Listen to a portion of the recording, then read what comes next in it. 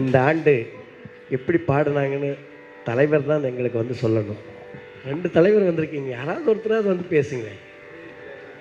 எவ்வளோ கஷ்டப்பட்டு இவங்க நம்ம மகளிர் அணி பஜனை குழு வந்து பாடியிருக்காங்க. நீங்கள் இன்று மாலை உண்மையாகவே இது ரம்மியமான மாலை.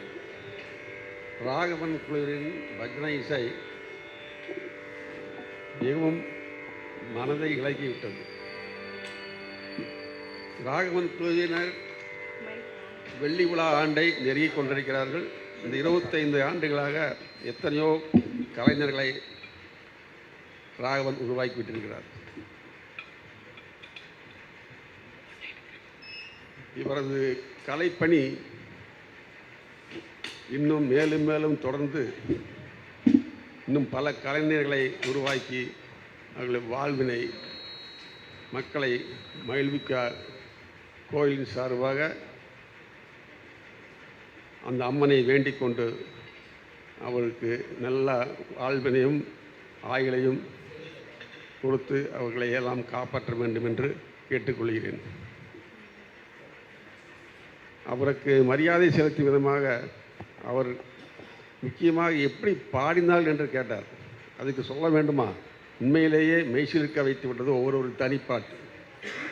இவர் ஒட்டு குழுமையாக பாடுறதை விட தனித்தனியாக உட்கார வைத்து பாடியிருந்தால் கேட்பதற்கு இன்னும் நன்றாக இருந்திருக்கும், சோலாவாக இருக்கும். பாட தெரியாதவங்க கூட பாட வச்சுருவீங்க நீங்கள்.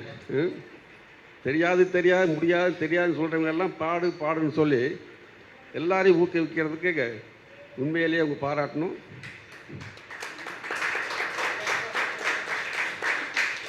கோயிலும் சார்பாக இது ராகவனை மகிழ்விக்கும் மரியாதை செலுத்தும் வகையாக அவருக்கு இந்த பொன்னாடையை ட்ரஸ்டின் தலைவர் அவர்கள் இந்த துரை அவர்களை பொன்னாடை போத்தும்படி கேட்டுக்கொள்கிறேன்.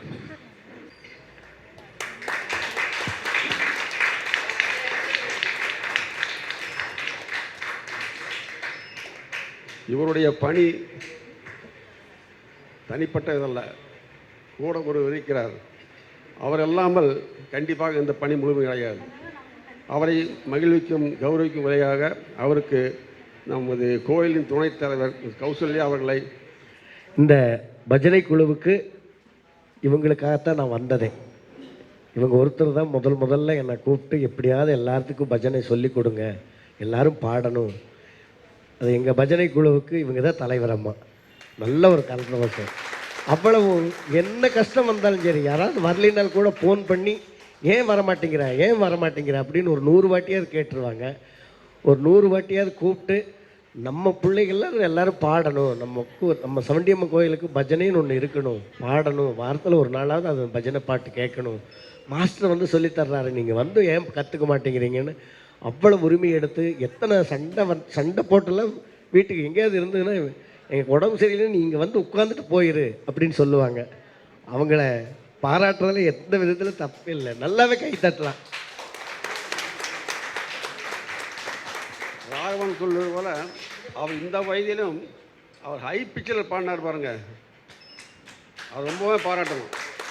அந்த பாட்டு வந்து யாரும் மறக்கவே முடியாது. அந்த பிச் இருக்குது பாருங்க, அது வந்து அநேகமாக இருக்க எல்லாமே இவங்களோட வயசு சொன்னவங்க தான். இருந்தாலும் அவங்க குரல் தனியாக கேட்டது, பாராட்டணும்.